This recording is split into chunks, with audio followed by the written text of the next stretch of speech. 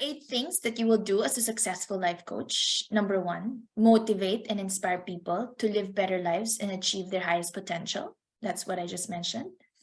Help people gain clarity on their highest vision and what they really want in life.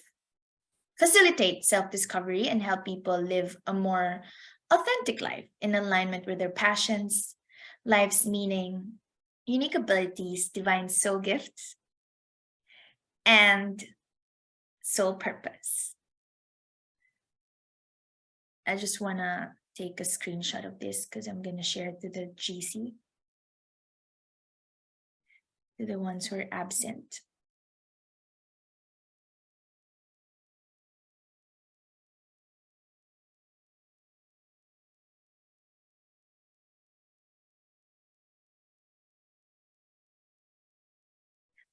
When you're a successful life coach, you help people identify their dreams and desires, and you help them remove, release, destroy, and uncreate their old mindsets, stories, limiting beliefs, habits, and obstacles that hold them back from activating and realizing those dreams. You help them shift their focus by taking full responsibility for their own life. This is very important. They're responsible for their own life.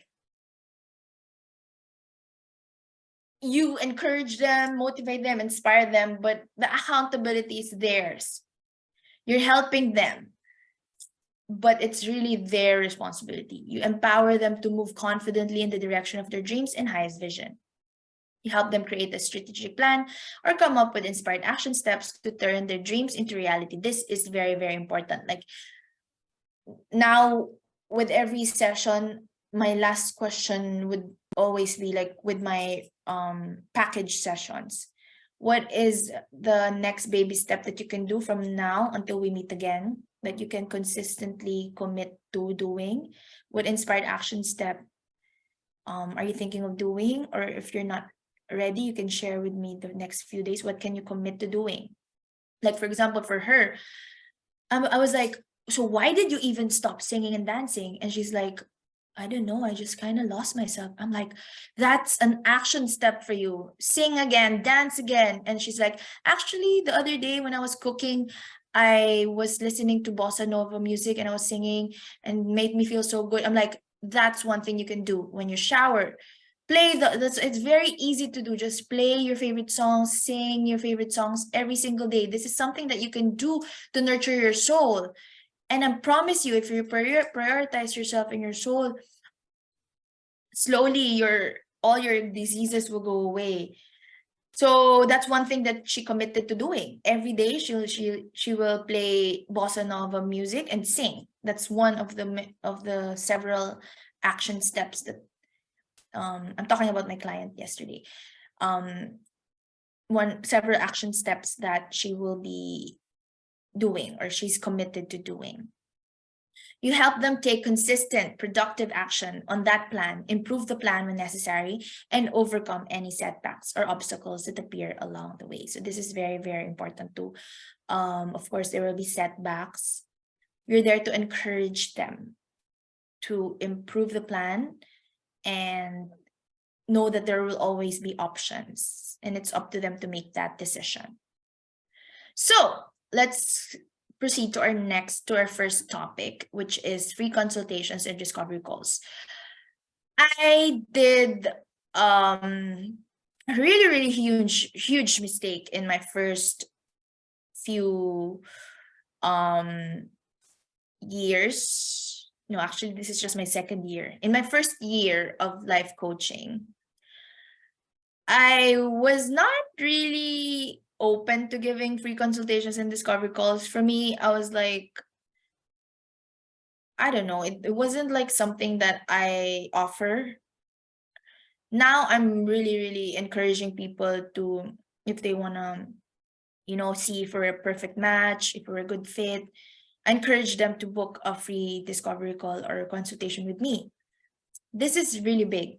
But also I made the huge mistake of, when I did offer discovery calls, I would extend I remember having this discovery call that lasted for more than an hour. And it's just a discovery call. It's not even like a session.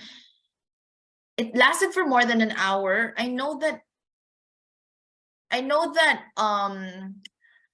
it's good to give, and as long as you're happy and everything, but you need to also respect your time. So there's a strategy here wherein you can ask questions before the discovery call, so more or less what you're getting at, or what kind of client you're meeting. I'm still working on it though, on like really keeping the discovery call at exactly 30 minutes, for exactly just 30 minutes. Some coaches would tell you to keep your discovery calls to 20 minutes. But me, I keep it 30 minutes. So it's up to you if you want to do it 20 or 30. My coach, my teacher, Gabriela Embon from Canada, she's very, very good in this, that she's just like, after 30 minutes, the session is done. After 1 hour, the session is done. She's like so good in it. I don't know how she does it, but I think it's also about knowing that, like, it's all about mindset. Because me, I have this mindset that, you know what, I can extend.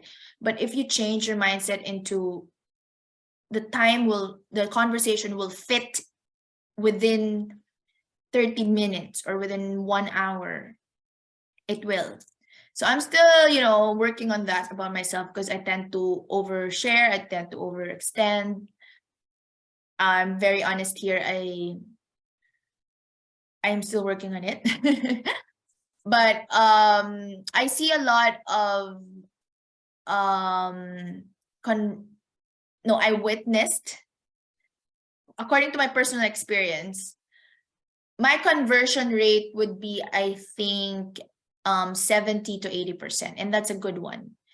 That's a really good conversion rate, like when you talk to someone.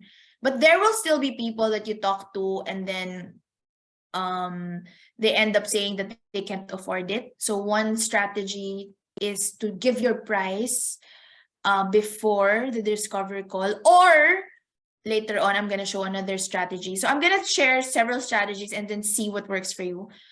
There's this thing called the $1 million question that you can ask in a discovery call. So later I'll share that. So I told you I have two coaches, right? I have two coaches.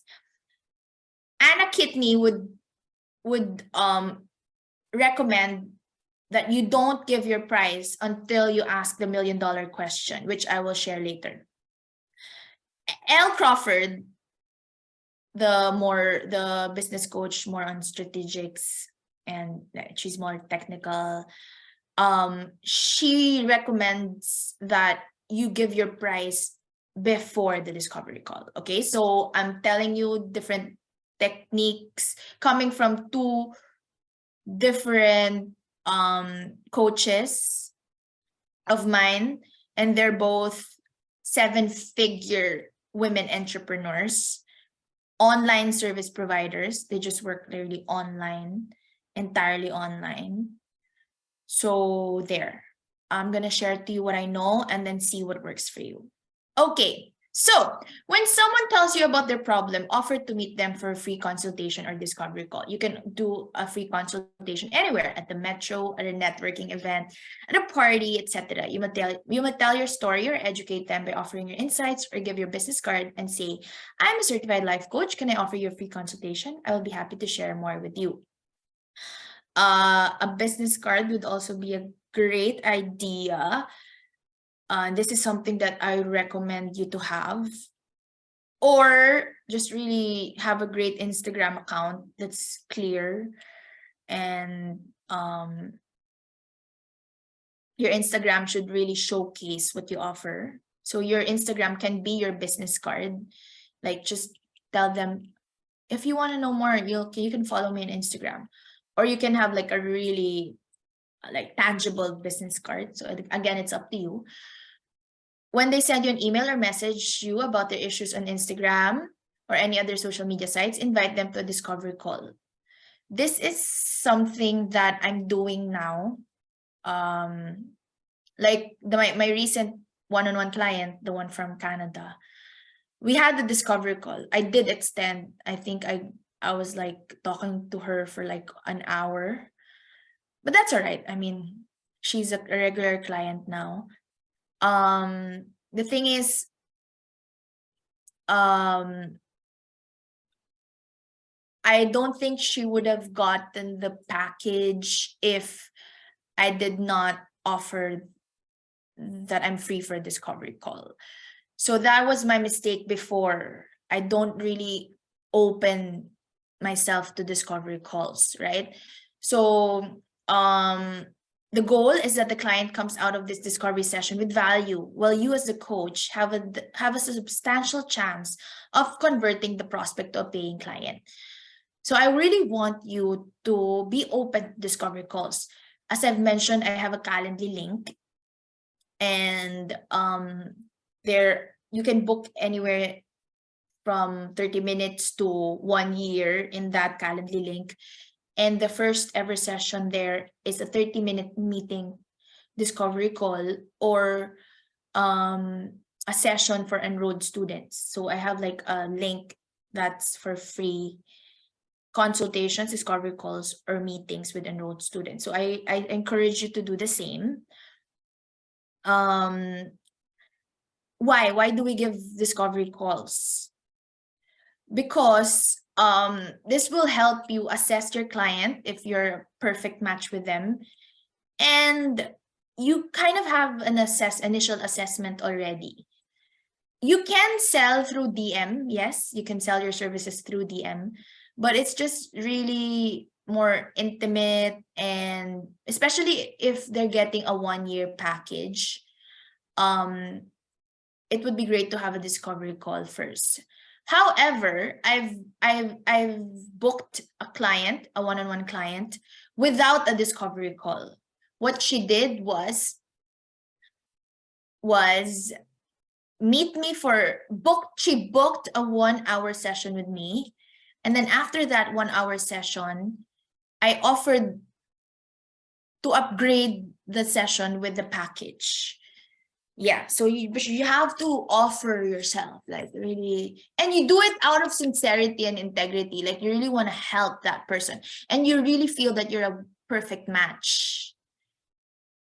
You don't just accept everyone in your coaching programs. Also, you sense the energy. That's what I do. Like, I meditate with a person, I sense the higher self. Whenever someone emails me or sends me a message on Instagram, or attends my webinar or anything like that, I do like a quick meditation, and I kind of sense if it's like a real an authentic connection, if it's going to be such a wonderful relationship, and if it's just like, if it's a non-committal thing. And there will still be times where I'll give the benefit of the doubt to the person,